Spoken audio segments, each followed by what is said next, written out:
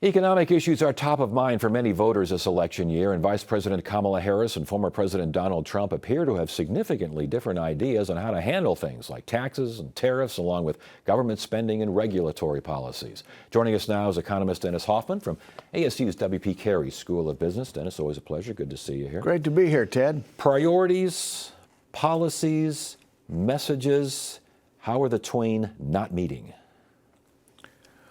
Well, you know, it's really interesting to me to think through the differences in policies of the two candidates, Ted. I'm also very interested to hear feedback from opinion polls about who they think would be best who people think would be best to handle the economy. And here's the way I rationalize it. It tends to be Mr. Trump in the opinion polls, in the answer to the question, who will be best to handle the economy? And I think that really is pretty simple if you think about it. People are upset about inflation. The most recent president has been President Biden and Vice President Harris for the last almost 4 years. And their recollections of 2018 and 2019 were Mr. Trump, and there was no inflation then. Ergo, they conclude that Mr. Trump would be better in fighting inflation. But the question is, what are the policies of Mr. Trump going forward? It's not about 2018 to 2019. It's about the policies going forward and the policies of Ms. Harris. Vice President Harris vows to take on price gouging as a way to combat inflation. That makes sense to you? Well, it's you know, that's the buzzword when you want to be anti-corporate and, you know, point the fingers at those nasty corporations. But I will have to acknowledge the fact that when there is inflation in the economy, when there's 3, 4, 5% inflation, corporations have pricing power. And that's when they take on the opportunity to raise prices. We just found out today, as I mentioned in headlines, inflation down to 2.9%. It's not the 2% that the Fed seems to want, but it seems to be enough to lower interest rates next go-around. The numbers seem to be heading in the right direction, but when you're at the grocery store, when you're at the hardware store, are the numbers heading in the right direction? They're heading in the right direction. They're absolutely heading in the right direction. You know, this 2% thing, it's problematic, I think, Ted. You know, this was it was like 2014, 2015. Inflation was hovering around 0.5 or 1%, and the Fed said, let's set a 2% inflation target because they were so far below it. Yeah. And that somehow magically became inflation. You know, in the 80s and in the 90s, we had 3 and 4% inflation. We did pretty well. Now, 3 and 4% may be too hot for today's folks, but you know, somewhere in the twos is great. And when you think about that grocery store, real quick, Ted, when you think about those prices at the grocery store, remember your wages are up almost as much since 2019. Let's talk about taxes. Trump has already said many times he wants to cut taxes, extend his 2017 tax cuts. Harris said looking for a middle and working class tax credit, which would be kind of similar, I guess, to redeemed in the same way that the Biden tax credits were implemented.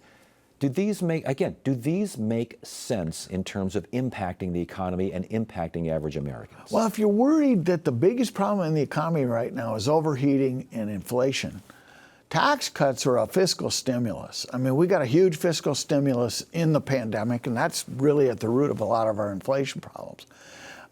Another set of tax cuts, and it's targeted tax cuts on tips, on Social Security recipients, maintaining tax cuts on high-income individuals, tax cuts on corporations. This is going to be inflationary, no doubt about it.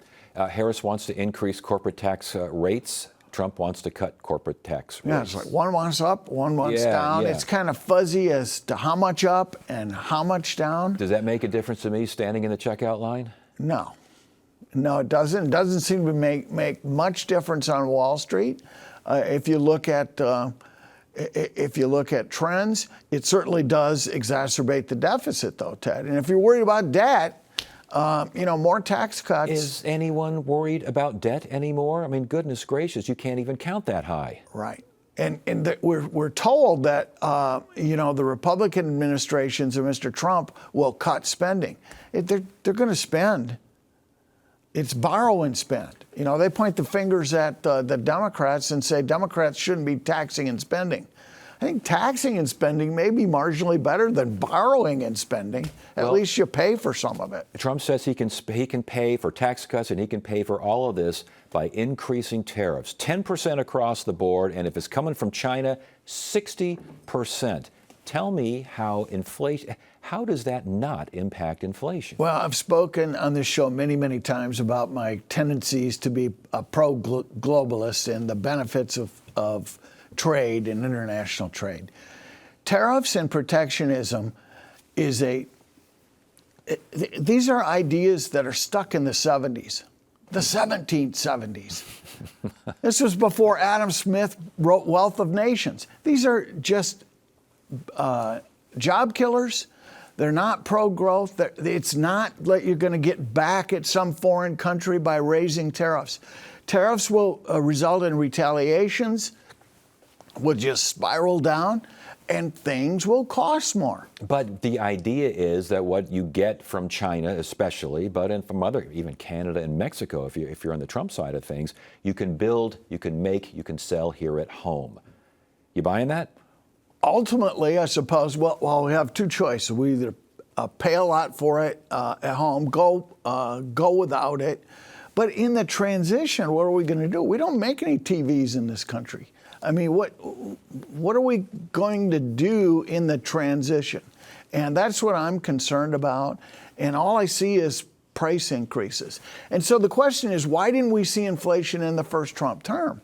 And the answer to that really is the first couple of years, there were some pretty good policymakers, I think, along with the Trump administration. They left or he fired them.